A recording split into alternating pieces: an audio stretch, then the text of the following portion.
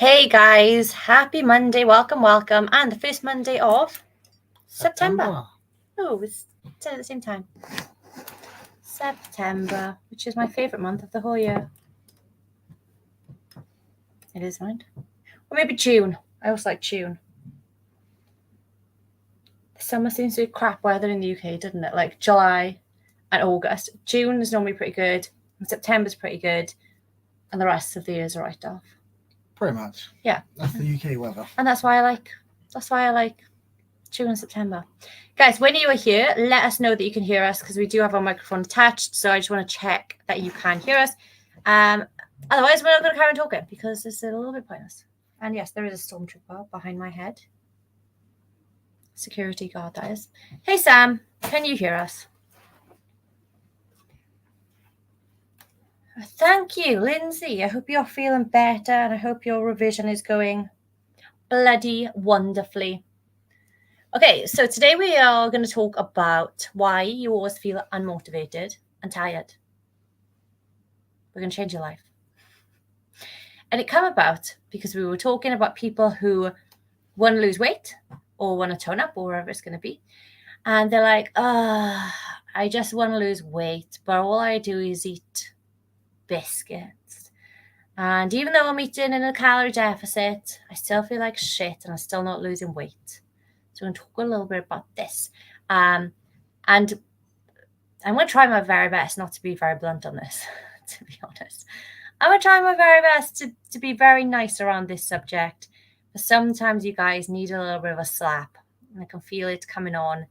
My hand is shaking. Okay, so what are we going to talk about, Cam? Tell us. So we've got our magic list of notes, and I thought I'm going to sort of read it in reverse and see if it sounds like if it's familiar to people. So where do we start? So feeling tired and drained, feeling fatigue and lethargic, feeling weakness and fatigue, feeling sluggish and unmotivated, feeling more fatigued or irritable, energy dips and mood swings. Girls, we're looking at you. Feeling tired, feeling tired and less motivated. So those are a result of all different things that you are doing. So put 1 in the comments if you have ever felt any of those. Maybe not now, especially because if you're a client, you definitely don't feel like this. But generally, have you ever felt like this? I have. And I think part of it was I thought it was normal. And I think that's a little bit of a problem where you're like, well, I'm fine. Like all women are moody around their period or all women are moody. It's just a well-known thing. Or, yeah, I'm really tired throughout the day. I'm yawning. My eyes like falling asleep. I can't concentrate on conversations in work or with family or friends. I just want them to shut up so I can like sit in my own head by myself. And then I get home and I'm like scrolling through Instagram or scrolling through Facebook or wherever. I'm like, oh God, I wish I looked like that or, wherever. And you got to drag my ass out for a run or whatever it was. And then when I went to sleep, I was like, why did I say that thing? What did that person mean by putting that comma in that place, in that email? And I would overthink stupid things that literally didn't matter. Why did I say that thing 4 years ago to that stranger? They probably thought it was really weird. Like, I thought this was normal. I thought this was like totally normal. As a woman, yes, we're crazy. So obviously these are normal things. Okay, we're psycho. Anyone that's just listening can't see me. I am like air quoting, like putting like inverted commas in there. And I didn't realize until I felt better how shit I was feeling before. Does that make sense? Yeah. Yeah. It does. I think we say a lot. There's a big difference between like normal and what's common. Yeah. And you shouldn't normally have, I think I said this to someone else, you shouldn't have really bad PMS symptoms. Like that's not normal. It's just common. But because it's common, you think it's normal and then you just go with it. You think, oh, nothing can change. This is how I've always felt. Pretty much like Faye said, but there's lots of things, like the simple things we'll mention in a minute. Yeah. And the reason you can't get out of the cycle of starting to feel better, whether we're ill, whether we're just feeling unmotivated, tired, and shitty, crappy. There's always one place it starts, and that is what you put in your mouth. Yep, it's not what comes out, it's what goes in. Yeah. Not on a Friday night, just generally throughout the day. That's it. Every day. So we're not judging anyone on their Friday night shenanigans. No. What happens on Friday stays on Friday. It's Monday today, so you're all good. You're safe. You reset. So yeah, like that is the biggest thing. People just can't get out of a funk, or they've lost their mojo, and then they start go seeking like 8-week shreds, 6-week shreds, the secret sauce of why I'm not losing weight. And the secret sauce is right in front of you. It's what's in your environment, what's in your cupboards, what's in your plate, and what you're putting in your mouth. So the first topic we're going to go through is lack of nutrients, because we're generally having more convenient food, which isn't all bad. Like, it definitely has its place, but when that makes up the most of your diet, because you're not taking the extra time to prepare or even shop and have those more better or more nourishing foods within your house, so it's in your environment, you're more likely to eat it. That's when energy production, that's when just overall well-being just starts to go down. That's when people say, I feel like I slept well and I've eaten quite a lot, but I'm still really tired. I'm still really drained. It's probably because you're missing lots of nutrients. The biggest one is like iron for females, and like week 4 they lose a lot more blood if they don't have week one. Oh yeah, the start of it. And that's where they just feel much more fatigued, even though like we hear that comment saying, I'm eating a lot, I'm regularly exercising, I'm doing the basics, like roughly, but I still feel like shit. So can we just backtrack a sec? I want to ask you, like, what is nutritious food? Like, what are nutrients? Because people are like, well, the nutritional value is the calories. Like, can you explain, like, briefly what nutrients are, or what we need them for? So anything that's like a vitamin, a mineral, what's the other one? Vitamin, mineral. Is there a third one?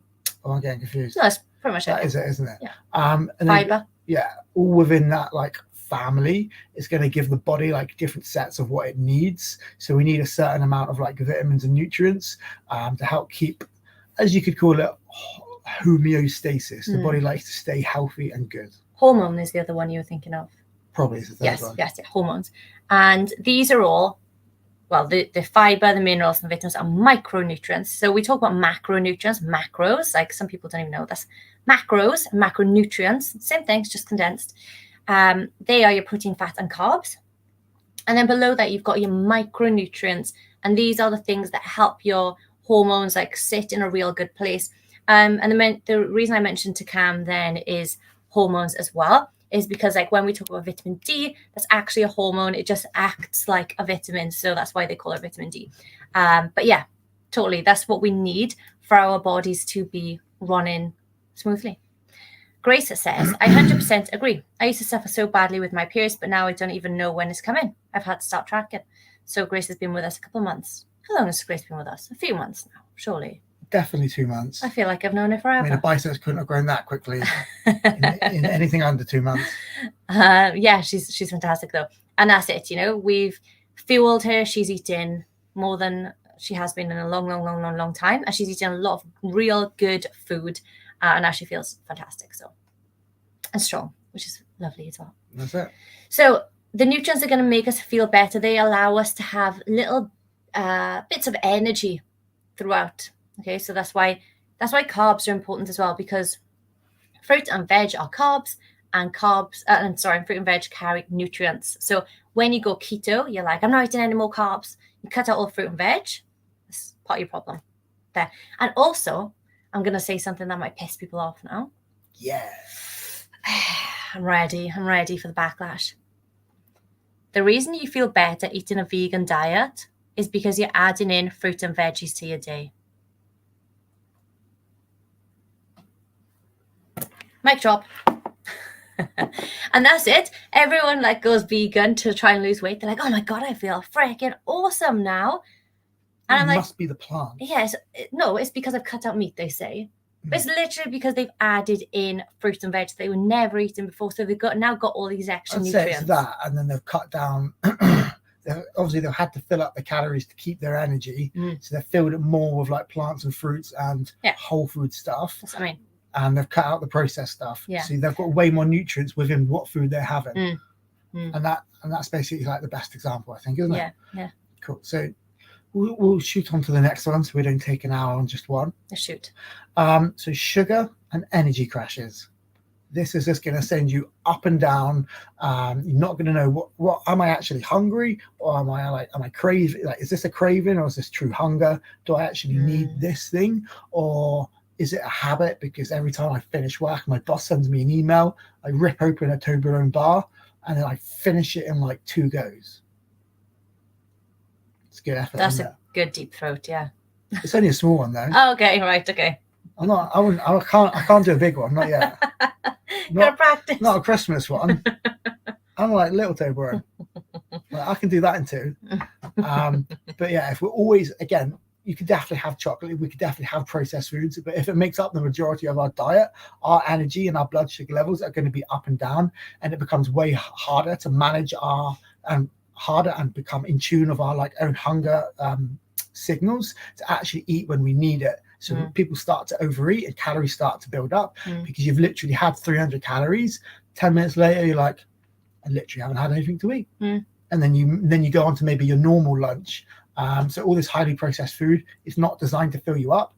It's designed to make you want more and more and more. So it's cheaper, but it's probably not cheaper because you eat more of it, rather than if you spend a little bit more money on better foods, it fills you up for longer. So that's debatable, but that's something I've been saying to someone else. Processed food is the equivalent of that bad ex that you keep going back to. They lead you on, and you know you shouldn't be going there. It makes you feel like shit after you've been there. You go back anyway. And you feel like shit. You try some nice people, and then you go back because you're addicted to this shit. And then you want more shit. And that's what it makes you feel bad about yourself. And you go round in this cycle. Look at the red flags. Don't go back there. You don't need him. Okay. Whatever.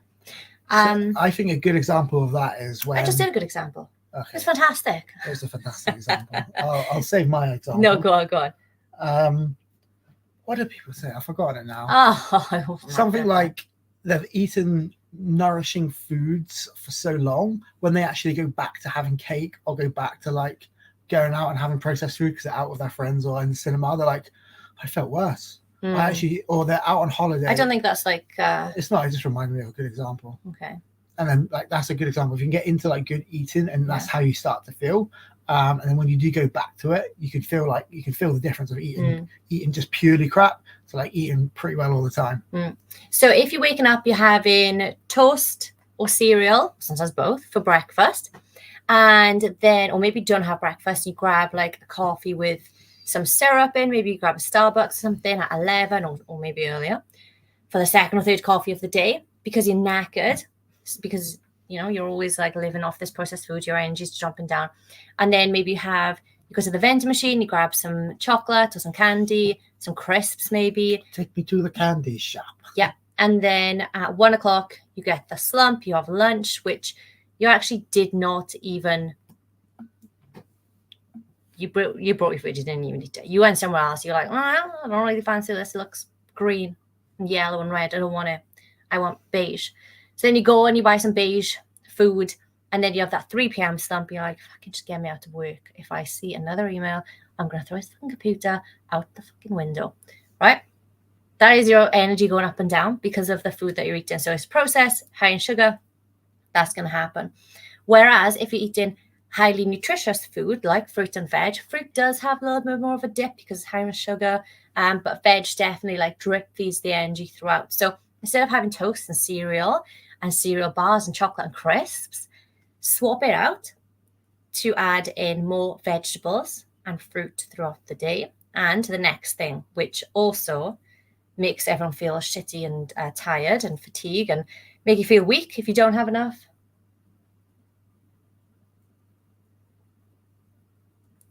His psychic abilities are off today.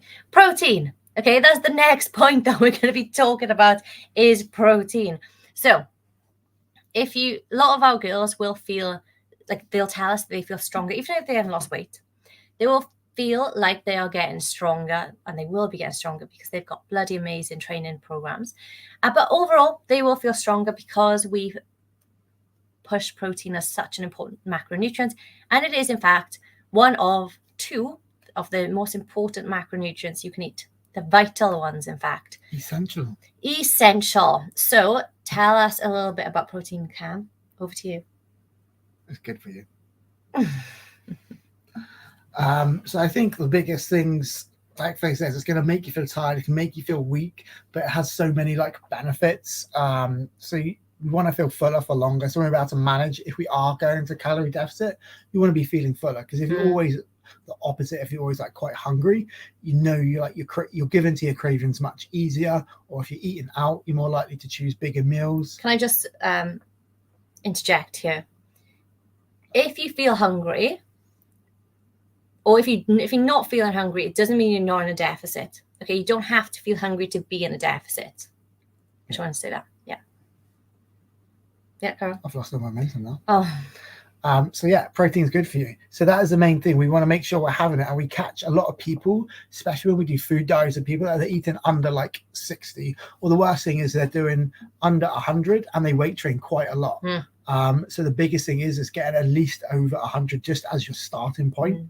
And if you think about like your energy that's coming from the protein, that goes to refueling and rebuilding cells. It could be skin, it could be muscle, it could be brain, it could be hair, it could be wherever. Okay, so if you don't have enough protein to do those things, your energy from other things are going to try and go and repair these things. It's not going to work, because only protein can do that. So your energy is going to be further down. You're going to feel hungry, you're going to feel weak, you're going to feel tired. And potentially just more sore if you do go to the gym. And hungry. Yeah, and it just puts you out of your consistency. There's so many things it will do. And that's a big thing. So people just miss out on sufficient protein. And everyone's like, they always bang on about protein. But, are people actually hitting it? Like, it does take a bit of an effort once you're in the habit, it's not too bad. Is Sam Prattley watching? I'm going to name her if she is. Sam, if you're here, can you drop in the amount of weight that you lost when you first started following us and you started following like that training to when you actually started with us? So how much did you lose weight before you started with us in that little period? If you're here, drop it in. That's what I want to see. It was definitely double digits. Yeah, I just wanted people to know that they don't have to like. That's literally the only thing she worked on. Yeah, you don't have to be like one of our clients to do this. It's absolutely free. The advice is there. The examples are in there. Jenna, did the same. She lost 10 pounds, I think. I think so. I can't remember the time period, but she just said, I've been working on my protein. I used like your video, the formula, to see how much I should be eating. Yeah. And then built herself up to it. Yeah, and they both smashed it. So, there we go. Right. So imagine having less inflammation and better blood flow. So inflammation can cause period cramps, brain fog, headaches, moodiness. Yeah, all those things from inflammation. I was very little before I started with you, but I wasn't eating. I wonder who that is. We can't see your name. We can't see your name. We're not brain. Psychic. Cam's really not psychic today. I'm not psychic today. Copy name in for us. So I think the biggest thing about this is like what we call trans fats. Of course, it's Hannah.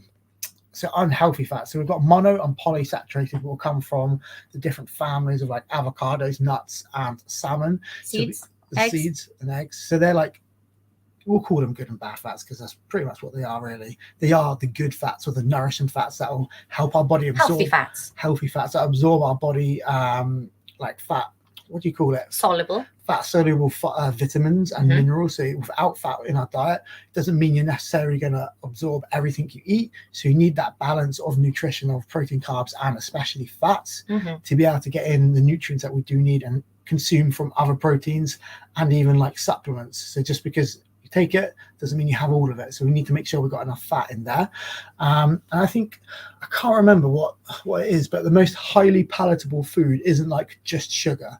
It's trans fats and high sugar. So when that's combined, the really tasty things, the really tasty things that they know you're going to overeat on, like chocolates, ice creams, easy to overeat, not very filling. It's when these two are combined, and that leads more to sort of overeating and obesity than either just a single one of them. And you'll notice most of like the bad foods, the worst, the most unnourishing and easy to overeat foods are usually high in sugars and high in fats. And it's not from the good fats, and it's not from like fiber. It's from just high sugar, high fat. So we want to stay away from highly palatable foods. Stay away from tasty food, peeps. But yeah, it's not to say you can't have. No, you can't. We definitely do have, don't we? We do. But it's about, and also I want to say you do need fat. So a lot of our clients, when they come to us, they've been dieting and their fat is at like 16 or 20 grams. Like, we need to drag you out of there. Protein and fat are the two most important macronutrients. You can literally live without a carbohydrate for the rest of your life. But you'd be miserable. You'd be bloody horrific, but you would survive. Maybe not live, you'd survive. But protein and fat, if you didn't have one of those, you would die. Okay, so that's how important it is. So don't come around to me and say, well, I'm just going to eat chocolate for my fat. No, that's not how it works, okay? Throw some eggs in, throw some salmon, red meat you can throw in, whatever. Make it healthy. Avocado, olive oil. And talking of oil, what's the best / healthiest fat to cook with? The best one would be none. So we tend to like dry fry a lot of our stuff. So if you're having bacon and mushrooms and stuff, we'll just dry fry it. You gotta have a good pan. You gotta have a good pan. But then, of course, that comes with our non-stick pans, healthy.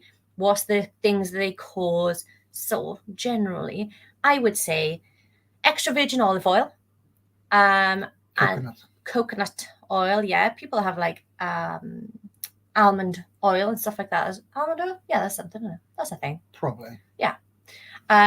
So I generally go for olive oil. And my sister has recently bought the spray, like it's just like a sprayer. So you put the oil into the sprayer and then you spray it, because apparently the 1 cal sprays damage your non-stick pans, apparently. I've heard that before. Yeah, probably from Hannah. Probably. So that's what she's done. So that's what I'd recommend. And then obviously it's just one spray. It's distributed very well, and it's less calories as well. But again, if you have extra virgin olive oil and you have coconut oil, it's part of the good fat family. It is. Or money, one of the two. But it also does have calories in. Yeah, like it adds up very quickly. Yeah. So you don't want to be glug, glug, glug, glug, glug. Yeah, you can add 200 calories quite quickly. So the next one, let's talk about poo. Excuse me? Yeah. So people that have low fiber content, so usually if they've got convenience food, if they've been ticking off everything we're saying, as in like the not so good stuff to be doing, they'll also have a very low fiber, like generally under 10 grams isn't great. Yeah, I'd even say under 15. Yeah. It's harder to get, I think, than protein.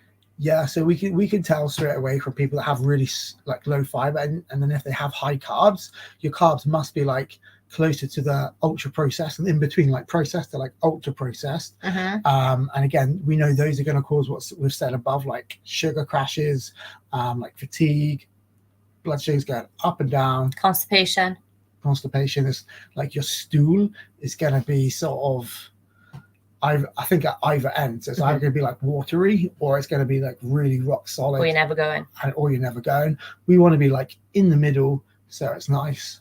Nice, solid, Toblerone-sized poo. Yeah, nice and soft. Not shape, though. Yeah. Size. Not the Christmas size, like the little bar size. But not triangular. That would be a bit painful, wouldn't it? Maybe. Okay. Let's move on. Let's move on from fiber very quickly. And the other thing is, when people eat a lot of fiber, if they do get constipated, it's either because they've eaten too much, or it can also be because they haven't got enough of the next thing, which is water. So when you have enough fiber, it adds bulk to your poop, but you also need the lubrication for it to come through the other end, right? So you do need enough water in your diet as well. And how much is enough? Or fiber or water? Water. I would say 30 milliliters per kilo is a good starting point. Around 2.5-3 liters. And then you'd add more if you're exercising or live in a hot country. Yeah. How much is too much fiber? That depends. If we've got vegan clients who eat 40, 50 grams of fiber a day, and that's kind of normal to them. But then if you've come from an ultra processed background where you're eating like 4 grams of fiber a day, and then you try to eat 50, you would be in a lot of pain. I think it's very similar to water, because you could say you could technically die from water. Hyponatremia. Yeah, but it's not so much the total amount, it's how quick you eat it. So fiber is exactly the same. It's how quick you go from where your average is to like where you are now. Someone like they said you're at 5 and suddenly you're at 50. like 50. That's a massive jump, and that's way more likely to cause constipation to be too much. So remember, our guts can be trained, so you're literally training it into consuming and eating more, because you've actually been untraining it, thinking like, you're never getting this again. We're just having zero fiber, so it's just going to literally go straight through you, and your body's probably loving life, or maybe probably not. And the next thing is water. I've done stuff, and I do it with fighters. We do water loading, so we're having like 100 milliliters per kilo, and that will be anywhere from like 6 to 9 liters depending on your body weight, and we're fine. But the biggest thing about hyponatremia is that people drink too much water in a short amount of time.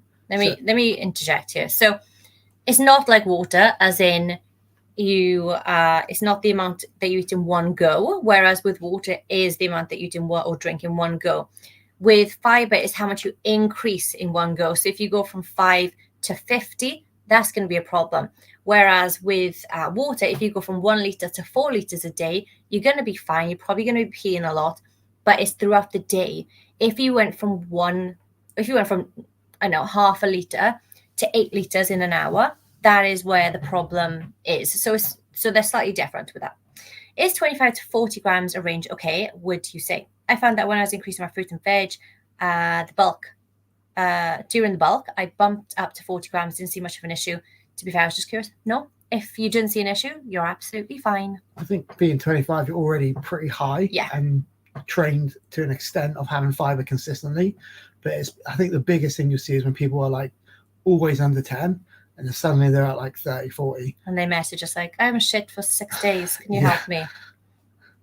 Not actually. I'm not coming around to help you. No. We'll call a plumber. Yeah. Get Mario on the go. But with water, guys, I've had days when I drink 4 or 5 liters a day. I'm fine. And I am 5'5", which is like 165 centimeters, I think, something like that. So the bigger you are, the better you can tolerate masses. But, like Cam said, like how much, I think 7 liters is the max I've drunk in a day when I was water loading for a shoot. Yeah. So you're going to be fine. Okay. I don't want anyone to think like they're going to die of water, Yeah, intake. I think simple things to even remember, like the less water you drink, the more your body's going to hold. The more you drink, the less your body's going to hold. So that's like probably the easiest information you could give out. So just drink more water generally, but so space it across the day. Why does that make you feel more motivated, more energetic then? So I think like even at like 2% dehydration, or like you start to become dehydrated like sub 2%, if that starts going over to like 5, you start to lose like energy, cognitive ability. Like our body's like, I think we start at like 67% water, and then it builds up from there depending on your muscle and your size of like body mass. And yeah, like hydration is like your cells can't function fully. Your muscles are like 60 to 70% water again, so that's why it weighs more than fat. Apparently like 1 pound of fat is like 10% of water. So, and then muscle is like 60 to 70%. So the more hydrated we are, we're going to hold more. So your body's basically going to function better. Your brain sits in a pool of water. You can deplete that, and that's why some boxers get more brain damage than others, because they don't replace it. So if you become ridiculously hydrated from high amounts of alcohol, caffeine, dehydrated, and then never drinking and lots of sweating because we're out partying and long festivals in the sun, I don't know what normal people might do, then you can get really dehydrated and it can become serious. And also, from my advanced sports nutrition course, I remember them saying, if you feel thirsty, it's already too late. Like you are already dehydrated if you feel thirsty. Okay, so we need to make sure that we are hydrated. But the other thing is, a lot of people will become it'll become normal for them not to feel hydrated. Not to feel thirsty, I mean. Yeah. And personally, I feel bloody irritable if I'm dehydrated. Like, I can just feel like Never noticed. I just need a fucking drink. Not that kind of drink, because I don't drink alcohol, but I just get me a fucking glass of water, like throw it over you. It's very cheap to go out with. Oh, happy days. Just give me a Toblerone and I'm good. A big one? Yeah. I struggle with getting enough water in when at work. So it depends, Nicole, on what you do. But I suppose, I know what Nicole does. So same with a lot of our nurses or people that are, on that kind of shift where they can't have it regularly. So you are going to have the basic human right to go to the toilet, okay? And if you happen to have a bottle of water on the way to the toilet, just hide it in the toilet, like in the cistern. Don't do that. They'll think you're drinking out of the toilet. But yeah, do things like that. Make sure you front load it in the early part of your day. Yes, you're gonna need a wee often, but if it was a health thing, they'd have to let you go. I can only imagine. Is Nicole a nurse? No. Oh. Store manager. Oh, okay. I don't know why she worked. I thought she worked in a hospital. No, it's because I just said our nurses. Oh, okay. But yeah, like just as a basic performance, like if you say to her, and if any one of your staff are like don't drink for like long periods of time, their productivity is gonna drop. Like it just must be like a thing. Like if you want productivity, you want people to stay quick and on it. As I don't know, if she's a manager, she'd be like, right, water for everyone, but I want you to do more harder work. And they should technically be able to, because a lot of people that just get dehydrated, I bet you like you start to switch off, you start to lose attention, you can't focus for as long. And if you're doing multitasks, like just doing different jobs, I'd say like your staff performance would start to fall. Especially because she's moved departments now, but the department she was like doing a lot of lifting and all that kind of stuff. So that would burn more calories and that would make you sweat a little bit more as well. So you need to rehydrate. Yeah, I think even if you're not dripping with sweat, you can still be perspirating more. So yeah. Perspiring, yeah.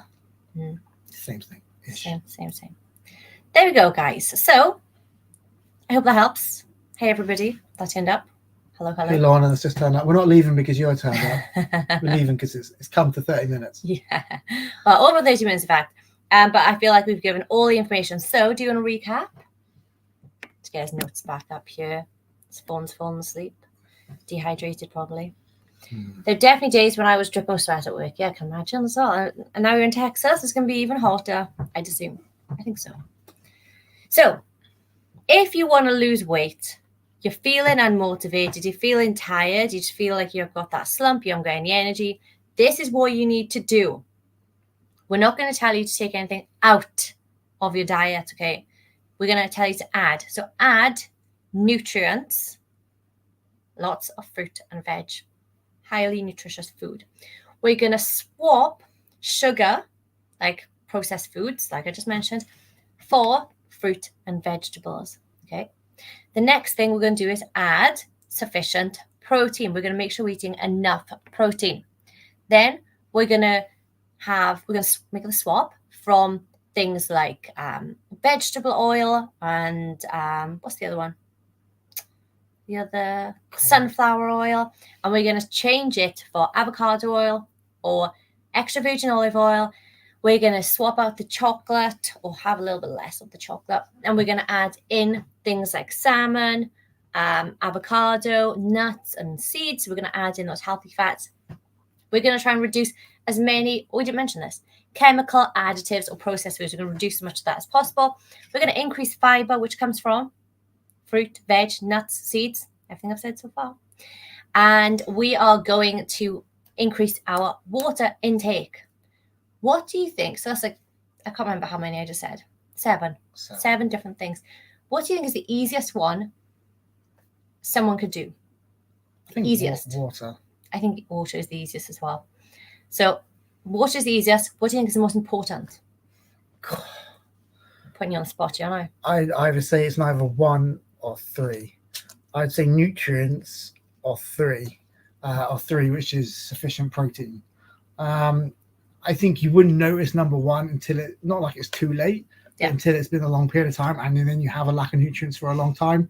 But like protein, you'd probably notice if you're missing it after like a week. If you did a week of like low protein at like, I don't know, 50 grams, you're going to feel way more hungry, you feel way more sore, way more weaker, maybe even like your nails aren't coming back as quickly as they normally would, and you notice that quite quickly. But I think lack of nutrients and deficiencies within vitamins and minerals of like K, vitamin D, you might not feel fatigue straight away, but like 2, 3, 4 weeks down the line it would appear, and then it takes a little bit longer to bring it back up. So I think if you stayed on top of your nutrients, of like more a variety of whole based foods, I think you could go for longer and get better results.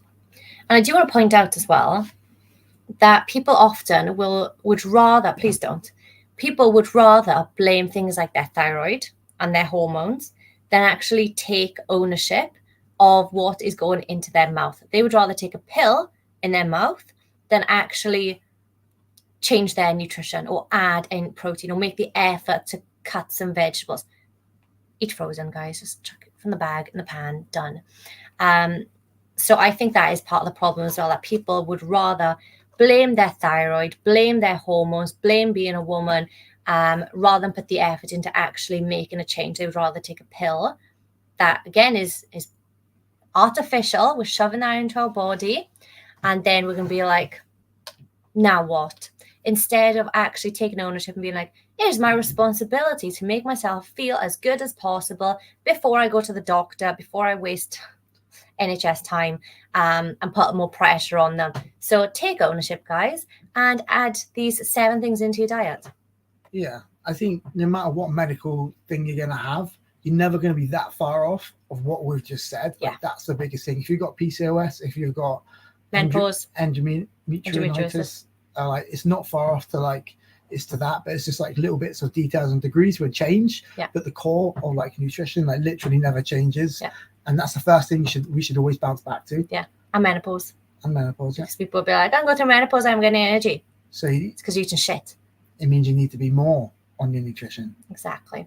So you want to kind of prevent we can't prevent menopause, but you want to prevent the symptoms of anything before then trying to figure it out, right? So there we go. I tried to be nice. It lasted 40 minutes and then it just came out.